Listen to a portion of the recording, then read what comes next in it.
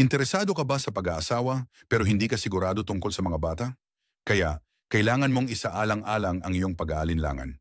Ang mga bata ang saya ng buhay, ang kagandahan at palamuti nito. Sila ang mga bulaklak na nagbibigay ng pag-asa, kaligayahan at pag-ibig sa buhay. Sila ang henerasyon ng bukas at ang pag-asa ng kinabukasan ng bansa. Binabanggit sa Quran, ang kayamanan at mga anak ay palamuti lamang ng makamundong buhay. 1,846. Ang pagpapalaki ng mga bata ay hindi madaling gawain. Gayunpaman, mayroon tayong pinakamabuting huwaran, ang Propeta Muhammad, na nagtuturo sa atin kung paano. Una, ang Propeta Muhammad ay nagpakita ng kabaitan sa mga bata. Ikinuwento ni Abu Huraira, minsan lumabas ang propeta sa araw hanggang makarating siya sa pamilihan ng Bani Kainuka at pagkatapos ay pumunta siya sa bahay ni Fatima at nagtanong tungkol sa kanyang apo. Pagkalipas ng ilang sandali, lumabas ang bata na tumatakbo at niyakap at hinalikan siya ng propeta at pagkatapos ay nagsabi, "O Allah, mahal ko siya at mahal ko ang sino mang nagmamahal sa kanya." Ang propeta ay maawain sa mga bata. Isinalaysay ni Abu Huraira, hinalikan ng sugo ng Allah ang kanyang apo habang may isang lalaking nakaupo sa tabi niya.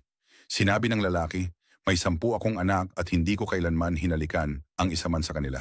Sinabi ng sugo ng Allah sa kanya, "Sino man ang hindi maawain sa iba ay hindi rin magiging maawain sa kanya."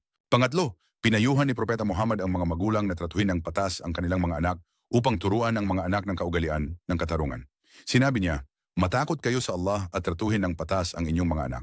Iniharap ng propeta ang mga bata ayon sa kanilang antas ng pag-unawa at itinataas ang kanilang kalooban. Isinalaysay ni Anas, "Ang propeta ay nakikisama sa amin hanggang sasabihin niya sa nakababatang kapatid ko, 'O ama ni Rumaira, ano ang ginawa ni Nouraira, isang ibon?' Ang ikalimang propeta ay hindi kailanman nagparusa o minaliit ang sinumang bata. Isinalaysay ni Omar ibn Abi Salama, "Ako ay isang batang nasa pangangalaga ng sugo ng Allah at ang aking kamay ay umiikot sa pinggan habang kumakain ako.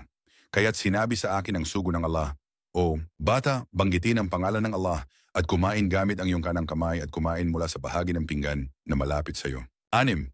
Si Propeta Muhammad ay isang tagapagturo. Minsan ay sinabi niya kay Ibn Abbas, "O batang lalaki, ituturo ko sa iyo ang ilang mga salita. Maging mapagmasid kay Allah at iingatan ka ni Allah. Maging mapagmasid kay Allah at matatagpuan mo siya sa piling mo. Kung kailangan mong magtanong, magtanong ka sa Allah at kung humihingi ka ng tulong, humingi ka ng tulong sa Allah. Alamin mo na kahit magtipon ang buong bansa upang magbigay ng pakinabang sa iyo, wala silang maibibigay na pakinabang kundi iyong nakatalaga na ni Allah para sa iyo.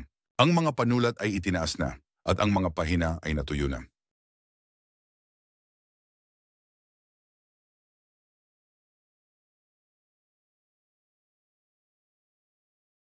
7. Hinayaan ng propeta ang mga bata na dumalos sa mga pag-uusap kasama ang mga nakatatanda at hindi sila hiniwalay upang makilahok sila sa mga pag-uusap at maitaguyod ang kanilang mga pagkatao.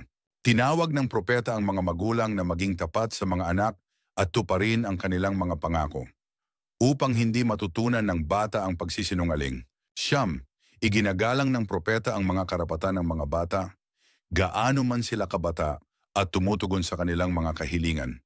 Kaya't si Propeta Muhammad ay nakikisalamuha sa mga bata bilang ama, tagapagturo, gabay at mensahero na nagbibigay sa kanila ng mabisang at kumpletong disiplina sa buhay.